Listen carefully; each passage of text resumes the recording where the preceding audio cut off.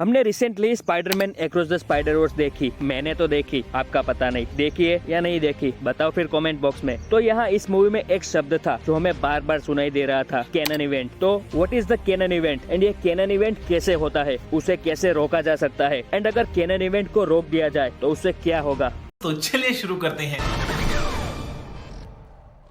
Cannon event यानी एक ऐसा इंसिडेंट या फिर मोमेंट या फिर एक्शन जिसको होना जरूरी है, जिसके ऊपर उसका पूरा फ्यूचर डिपेंड रहता है एंड वो होना जरूरी है। एंड कैनन इवेंट सभी स्पाइडरमैन की लाइफ में होती ही है, जैसे कि Peter B Parker and Tobey Maguire के स्पाइडरमैन के लिए अपने अंकल बेन का मरना था, उनके लिए वो कैनन इवेंट थी। अगर वो वाला मोमेंट या फिर वो वाली एक्शन उसकी लाइफ में नहीं होती तो उन सभी स्पाइडरमैन की लाइफ एंड डेस्टिनी पूरी तरीके से अलग होती। And exactly same Tom Holland के स्पाइडरमैन के लिए उनकी आंट मे का मरना था, एंड्रू गारफील्ड के स्पाइडरमैन के लिए भी अपने अंकल बेन का मरना था। यानी सभी स्पाइडरमैन की लाइफ में कैनन इवेंट तो होती ही है, जिसको होने देना जरूरी है, क्योंकि उसके ऊपर ही तो स्पाइडरमैन का फ्यूचर डिपेंड है। तो चलो अब देखते हैं कि कैनन इवेंट को रोका जाए तो क्या होगा। तो उसका एग्जाम्पल भी हमने इसी मूवी में देखा। फर्स्ट ऑफ विद पवित्र प्रभाकर यानी इंडियन स्पाइडरमैन, जो कि उसके लिए माइल्स मोरालिस ने गायत्री के फादर को ब्रिज पे बचा लिया था। वो एक उसके लाइफ की कैनन इवेंट थी, उसको गायत्री के फादर को बचाना नहीं था। फिर उसके बाद Miles Morales and Gwen Stacy, उसकी लाइफ की कैनन इवेंट क्या थी,